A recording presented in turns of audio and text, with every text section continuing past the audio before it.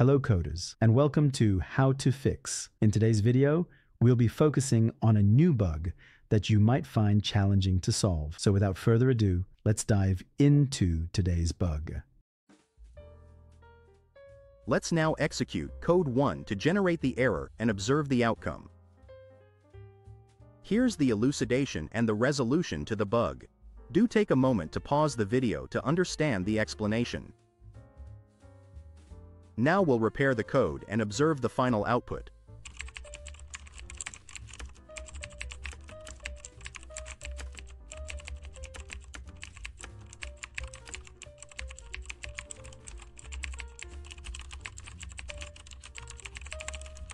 And presto, the code works perfectly and our output is just what we anticipated.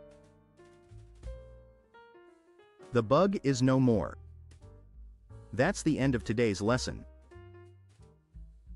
If you found this walkthrough practical, don't forget to press the like button and subscribe to our channel for more code repair videos. Stay enthusiastic, keep advancing, and happy coding everyone.